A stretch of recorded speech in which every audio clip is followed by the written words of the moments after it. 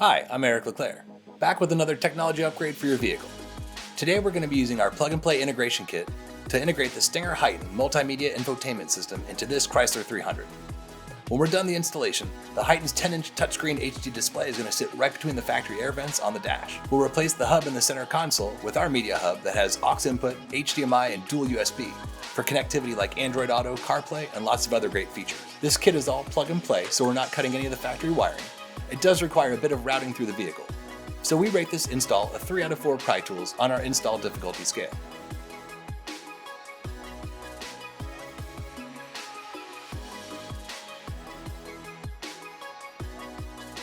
To begin the installation, we're going to remove the control panel below the radio. Click on the little storage door to open it partially. This allows space to get your fingers behind the panel to pull it forward. Using a nylon pry tool, carefully pull the panel forward. Use caution not to damage the dash. Press in on the lock tab and pull the connector to remove it from the panel. Next, we're going to remove this large trim panel with the air vents. Using a nylon pry tool, pry up on the bottom edge of the panel. Carefully work your way up around the sides to remove the whole panel. Unplug the small white harness plugged into the back of the clock. Using a Phillips screwdriver, unscrew the 4 screws securing the OEM radio display into the vehicle. Pull the display out of the dash so you can access the connectors on the back. Press in on the lock tabs and pull to remove the connectors from the display. The main harness has a lever-style connector. Press in on the end of the latch, then rotate it 90 degrees away from the radio display to disengage the harness. Now we're going to remove the panel with the shifter by using a pry tool to pry up on the back edge of the panel, then work around it to remove it. On the bottom of the panel, there's a black connector with a red locking tab. Slide out the red locking tab, then press in on the clip to remove it. Remove the 2 Phillips screws at the front of the center console. Remove the 2 bolts securing the parking brake into place. Lift the parking brake up and disconnect the cable from the small clip on the console. Now remove the small pocket with a 12-volt outlet by pulling the pocket toward the back of the vehicle. Disconnect the small white connector and the 12-volt connector. Now we're going to remove the lower trim panels from the sides of the lower dash. Press them outward toward the sides of the vehicle to remove them. You can use a pair of pliers on the inside of the panel to squeeze the fastener a bit and push it out.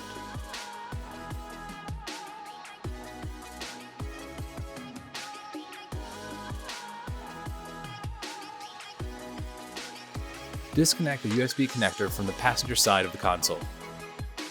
Remove the 2 Phillips screws at the bottom of the console. Open the center console and remove the storage tray to access the 4 bolts on the bottom. Remove the 4 10mm bolts. Lift the entire console to access the 2 connectors under it. Disconnect the large and small gray connectors, then pull them away from the air duct tubing to release their fasteners. Now carefully remove the console from the vehicle. Now we're going to assemble the mounting hardware. Notice that the mounting bucket is stamped with top near the top edge. It's also labeled LH and RH, indicating left-hand and right-hand sides. We're going to attach the side bracket marked LH to the side of the mounting bucket labeled LH. Install the spacer into the LH side bracket in position 1. Then we'll align that with position C on the mounting bucket. Then install 2 number 8 by 3/4 inch Phillips screws.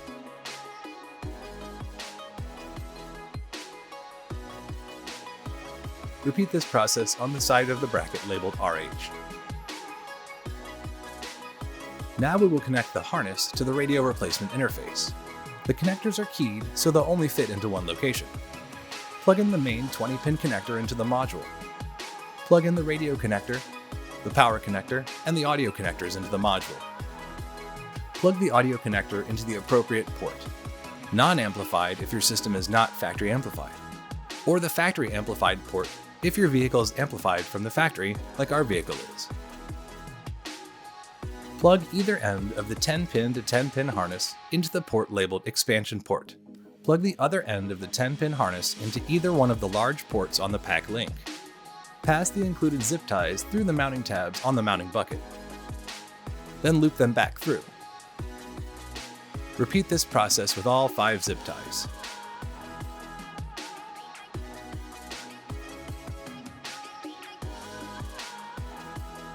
Now place the radio replacement module behind the mounting bucket. Pass the zip ties through the mounting tabs on the module, 2 on each side, and secure the zip ties loosely.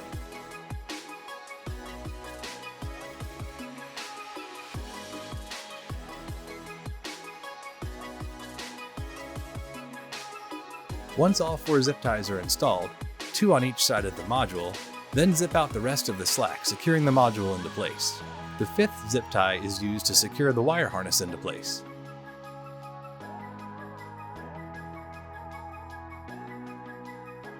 Connect the 2 display cables into the back of the Titan. Pass the free ends of the 2 cables through the rectangular opening in the mounting bucket. Align the screw holes with the holes in the assembly.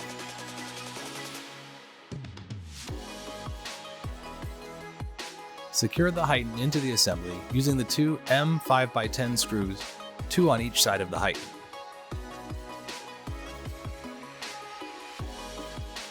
On the underside of the console, you will see several connectors.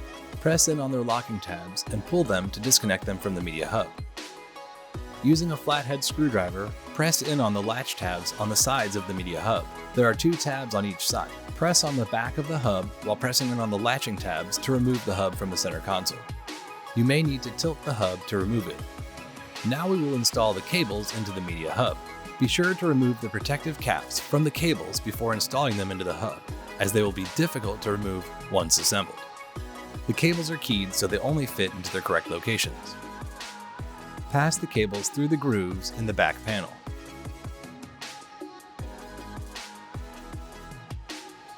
Then slide the cables and the back panel toward the front panel.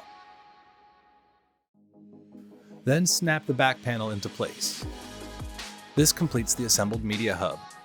Route the free ends of these cables through the opening in the center console, down through the bottom. Notice that the media hub is keyed with an alignment tab. Align the tab with the hole and snap the hub into place. Route the cables along the factory wiring, securing with zip ties as you go.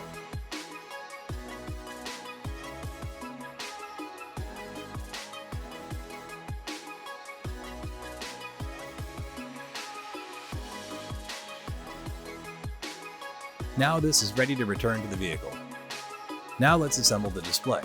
Place the Titan display into the display bucket. Flip the whole assembly over. It's a good idea to have a towel or a soft surface down to not damage the Titan display. Then install the 4 black Phillips M4x12 screws from the Titan hardware into the back of the display. Using a pry tool, remove the trim panel on the driver's side of the dash. Then remove the 2 Phillips screws securing the lower dash panel. Pull the panel toward the back of the vehicle to disconnect the retaining clips. This gives us access to the CANBUS connection on the driver's side of the vehicle. The CANBUS connection harness has a set of green connectors and a set of white connectors. These should be routed through the opening in the dash where the Titan will be installed, to their respective locations. Route the green CANBUS connectors to the driver's side and connect them into any open port in the white row of CANBUS connectors. If there are no open connectors, which is rare, simply remove one of the OEM connectors, then insert our male connector in its place. Then reconnect the OEM connector by plugging it into the female connector on our CANBUS connection harness. Disconnect the Chime speaker from the bracket. Attach the double-sided tape to the mounting bracket. Using a screw or a screwdriver, make a hole in the tape for the screw to pass through. Remove the adhesive on the other side of the tape and attach the bracket to this factory bracket, passing the bolt through the hole. Attach the nut on the back of the bolt and tighten to secure the speaker bracket into place. The double-sided tape and fastening one bolt securely should be sufficient enough to hold the Chime speaker into position. However, if you want to be even more secure, at this point you can drill a second hole and install the second mounting bolt. Reinstall the speaker and then install the 2 thumb screws, one on each side, and tighten them to secure the speaker. Reinstall the lower dash panel and reinstall the 2 Phillips screws. For the CANBUS connection on the passenger side of the vehicle, we're going to use a pry tool to remove the trim panel below the glove box. There are several tree fasteners that hold this panel into place. Then route the white CANBUS connector through the dash down to the opening below the glove box. Up behind the glove box is where you will find the green row of CANBUS connectors. Plug our white CANBUS connector into any open port. Again, if there are no unused ports, simply remove an OEM connector, plug in our connector, then plug the OEM connector into our T-harness. Then reinstall the lower trim panel and reconnect the fasteners to secure it into position. Place the GPS antenna inside the dash and attach it to this large metal bracket. Following MECP best practices, we're going to take the excess GPS cable and make a loop. Then we're going to twist the loop into a figure 8 and fold it back onto itself. Then using some zip ties, we'll secure this loop. This will help cancel out any electromagnetic field that the coil cable would create. If you choose to install the optional extended microphone, attach it to the top of the A-pillar. Then run the microphone cable down along the weather stripping down the A-pillar. Now using a dash snake or long zip tie, attach the cable and fish it through the dash to the radio opening.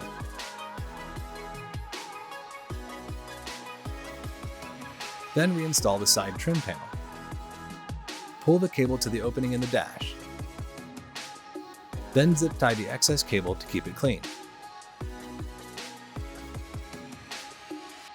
Carefully reinstall the center console into the vehicle, routing all the cables up through the dash to the radio opening. Pull out about 10 inches of cable so you have enough to connect. Zip tie the excess cabling in the front of the center console in the lower dash. There's plenty of space to stash the cables. Be sure to reconnect the two gray connectors under the center console and the gray connector on the passenger side of the center console.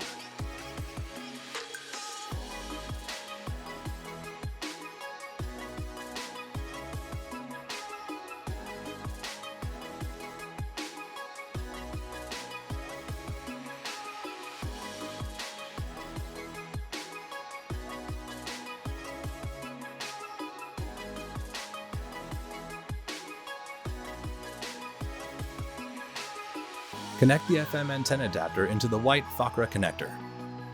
If you're retaining satellite radio, plug the satellite radio harness labeled SAT-01 into the blue FACRA connector. The other end of this adapter connects into your SXV300 Sirius XM tuner. Plug the two USB cables into the back of the Heighten.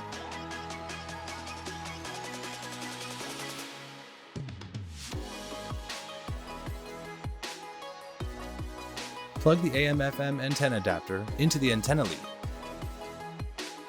Connect the HDMI cable into the Heighten.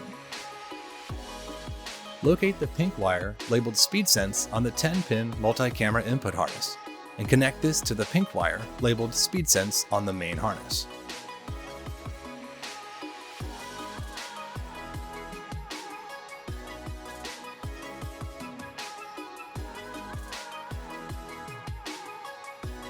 Plug the 10-pin connector into the back of the Heighten.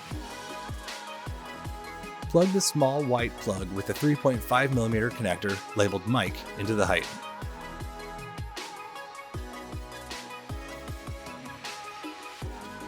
Plug the male connector we routed through the dash earlier into this connector until it snaps into place. Plug the 24-pin AV harness into the Heighten.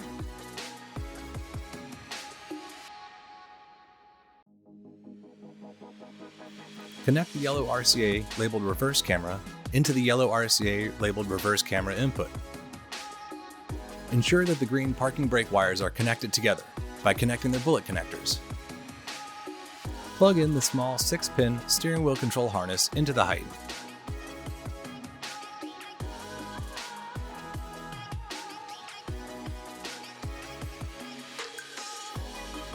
Connect the small module labeled RPA-VA1 into the 6-pin plug labeled Reverse Cam VA1. Plug the black 4-pin plug from the CANBUS connection harness into the 4-pin plug on the main harness. Plug the blue FACRA GPS antenna into the back of the Heighten. Plug the 16-pin main power harness into the back of the Heighten. Connect the red, white, and yellow RCA connectors from the media hub into the RCAs labeled aux-in. To connect the main vehicle harness into our main harness, ensure that the latching tab is straight up. Plug the harnesses together and rotate the latching tab down 90 degrees until it locks into place. From the 10-pin multi-camera harness, locate the 3-pin connector. Connect this into the small port on the PAC link. Carefully tuck all the wiring and cables inside the dash so that you can install the assembly into the original mounting location. Reinstall the 4 Phillips screws to secure the assembly into the dash. Reconnect the harness for the clock and snap the dash bezel into place. Leave just a few inches of these 2 cables out to connect the heightened display. Reconnect the harnesses on the back of this panel and snap it into the dash. Plug the 2 harnesses into the back of the heightened display. Align the 4 mounting tabs on the back of the display bucket with the holes in the mounting bucket. Then slide the display to the left. Once in position, install the locking screw on the top side of the display to secure it in place. Well, that completes our installation. We've now upgraded to a massive 10-inch HD touchscreen display, which is awesome for viewing the factory reverse camera. The center console has the auxiliary audio in, now it has an HDMI input and dual USB ports. The Heighten also integrates with the factory steering wheel controls and integrates with the factory amplified system in this vehicle perfectly. To check out all these vehicle features in action, watch our feature video. We hope you've enjoyed this install video and found it useful. Thanks for watching.